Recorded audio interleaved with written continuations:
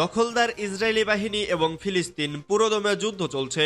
জানিয়ে দেব হাতে থাকা সর্বশেষ আপডেট আন্তর্জাতিক সংবাদ। প্রথমেই সংবাদ শিরোনাম। প্রথমেই জানিয়ে দেব রাফায় ঢুকলো ইসরায়েলি ট্যাঙ্ক, সৌদির হুঁশিয়ারি। এরপর জানিয়ে দেব হামাস চুক্তিতে রাজি হওয়ায় ফিলিস্তিনিদের উল্লাস। এদিকে ফের রাফায় স্থল অভিযান ইসরায়েলের, নেতানিয়াহুকে কঠোর হুঁশিয়ারি বাইডেনের। এরপর জানিয়ে দেব জাতিসংঘে ফিলিস্তিনের পূর্ণ সদস্য পদে সমর্থন দেবে বেলজিয়াম। আরও জানিয়ে দেব ফিলিস্তিনিদের সমর্থনে ফের স্পষ্ট বার্তা দিল ইসরায়েল। সর্বশেষ জানিয়ে দেব পুতিনের অভিষেক অনুষ্ঠানে যোগ দিচ্ছে না আমেরিকা সহ অনেক দেশ। এতক্ষণ শুনছিলেন সংবাদ শিরোনাম, এবারে বিস্তারিত। তবে অনুরোধ থাকবে ভিডিওটিতে একটি লাইক করবেন এবং কমেন্ট করে জানিয়ে দিবেন এই ভিডিও সম্পর্কে আপনার মূল্যবান মন্তব্য।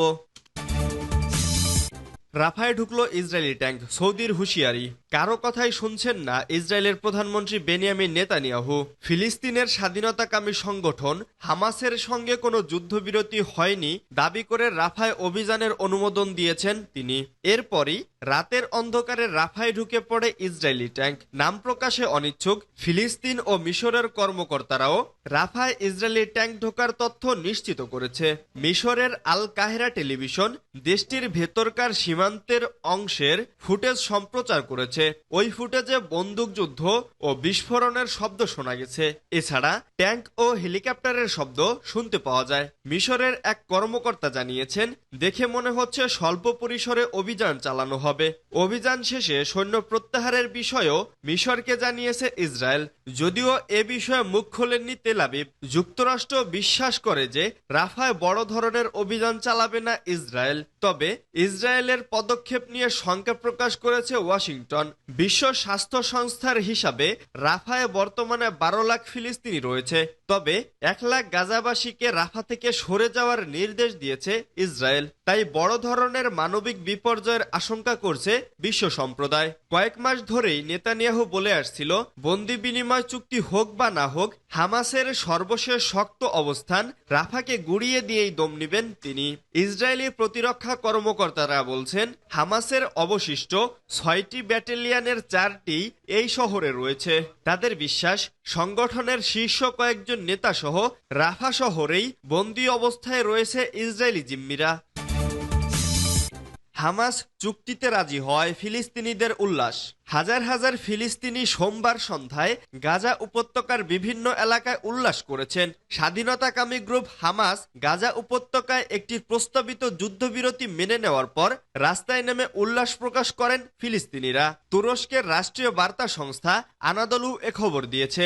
প্রতিবেদনে বলা হয়েছে, সোশ্যাল মিডিয়া প্ল্যাটফর্মগুলোতে শেয়ার করা ভিডিও ক্লিপগুলোতে দক্ষিণ গাজা রাফা, খান ইউনিস এবং কেন্দ্রীয় দেইর আল বালাহ শহরে হাজার হাজার ফিলিস্তিনিকে উচ্ছ্বাস প্রকাশ করতে দেখা গেছে। এর আগে সোমবার সন্ধ্যায় হামাস জানায় যে তারা গাজা উপত্যকায় প্রস্তাবিত যুদ্ধবিরতিতে সম্মত হয়েছে।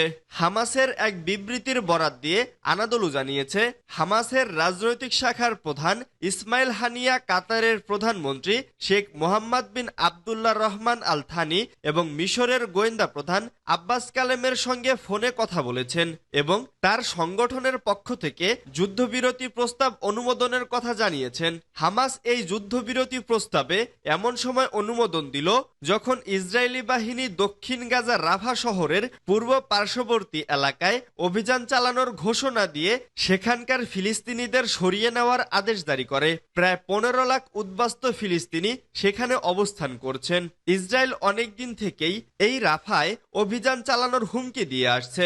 মিশরের রাষ্ট্রীয় আল কাহেরা নিউজ চ্যানেল একটি নির্ভরযোগ্য সূত্রের উদ্ধৃতি দিয়ে সোমবার ভোরে বলেছে, গাজা যুদ্ধবিরতি আলোচনা চালিয়ে যাওয়ার জন্য হামাসের একটি প্রতিনিধি দল মঙ্গলবার ভোরে কায়রোতে আসবেন।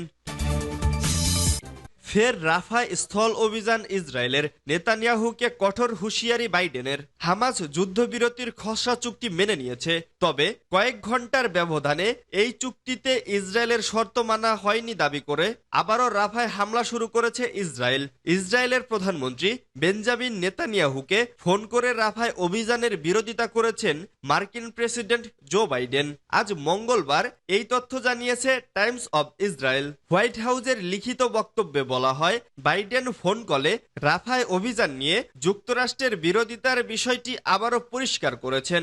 উত্তর গাজা থেকে ফিলিস্তিনিদের সরে যেতে বলার পর সেখানকার হাজারো বাসিন্দা দক্ষিণ রাফায় আশ্রয় নেন। সেখানে এ মুহূর্তে 10 লাখেরও বেশি বাস্তুচ্যুত ফিলিস্তিনি অবস্থান করছেন, যাদের বেশিরভাগই খোলা আকাশের নিচে তাঁবু খাটিয়ে বসবাস করছেন। রাফায় স্থল অভিযান শুরুর আগে বেসামরিক নাগরিকদের নিরাপদ অবস্থানে সরিয়ে নেওয়ার একটি গ্রহণযোগ্য পরিকল্পনা তৈরি করার জন্য যুক্তরাষ্ট্র বরাবর ইসরায়েলকে তাগাদা দিলেও এখনও দেশটি এই অনুরোধ রাখেনি। সোমবার হোয়াইট হাউসের জাতীয় নিরাপত্তা কাউন্সিলের মুখপাত্র জন কার্বি জানান, রাফায় বেসামরিক মানুষ ঝুঁকিতে থাকবে এরকম কোনো স্থল অভিযানকে যুক্তরাষ্ট্র সমর্থন করে না। এর আগে পর্যন্ত হোয়াইট হাউস বলেছিল, রাফায় বড় ধরনের অভিযানের বিরোধিতা করছে ওয়াশিংটন। বিশ্লেষকদের মতে এবার আরো কড়া ভাষায় ইসরায়েলকে হুঁশিয়ারি দিয়েছে ওয়াশিংটন। বাইডেন প্রশাসন রাফা অভিযানের বিকল্প হিসেবে মিশর গাজা সীমান্তে নিরাপত্তা বৃদ্ধি ও সুনির্দিষ্টভাবে হামাসের নেতাদের বিরুদ্ধে হামলার প্রস্তাব দিয়েছে, কিন্তু নেতানিয়াহু রাফা অভিযানকে আবশ্যক বলে দাবি করেছেন। তার মতে হামাসকে নির্মূল করতে এই অভিযান জরুরি, কারণ রাফায় হামাসের অনেক যোদ্ধা লুকিয়ে আছেন।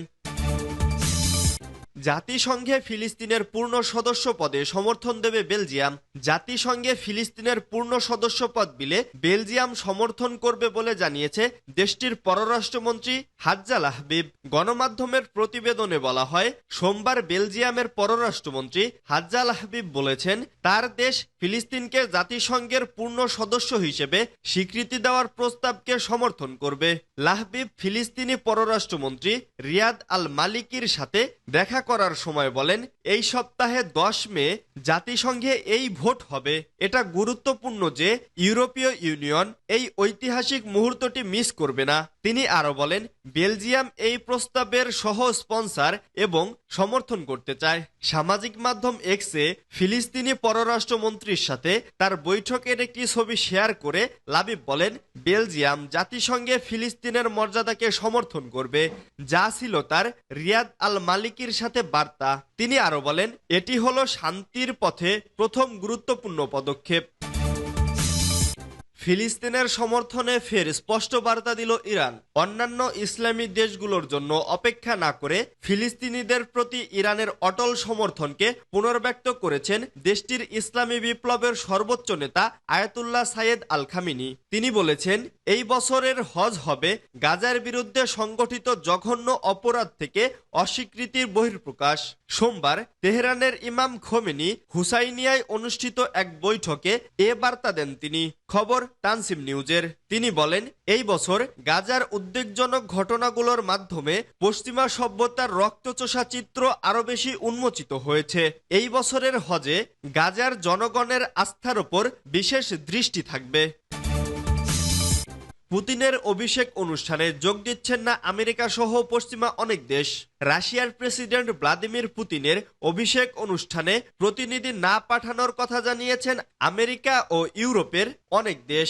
গত মার্চে রাশিয়ায় প্রেসিডেন্ট নির্বাচন অনুষ্ঠিত হয়, তাতে পঞ্চমবারের মতো প্রেসিডেন্ট পদে জয়লাভ করেন পুতিন, কিন্তু নির্বাচনে গণতান্ত্রিক প্রক্রিয়া নিয়ে সমালোচনা রয়েছে। প্রেসিডেন্ট নির্বাচনে পুতিন 87.28% ভোট পান, কিন্তু এ নির্বাচনের এক সপ্তাহ আগে তার কট্টর সমালোচক ও বিরোধী নেতা অ্যালেক্সি নাভালনির কারাগারে মৃত্যু হয়। যুক্তরাষ্ট্রের পররাষ্ট্র দপ্তরের মুখপাত্র ম্যাথিউ মিলার সাংবাদিকদের বলেন, পুতিনের অভিষেক অনুষ্ঠানে আমরা কোনো প্রতিনিধি পাঠাবো না, কারণ রাশিয়ার প্রেসিডেন্ট নির্বাচন অবাধ ও সুষ্ঠু হয়নি।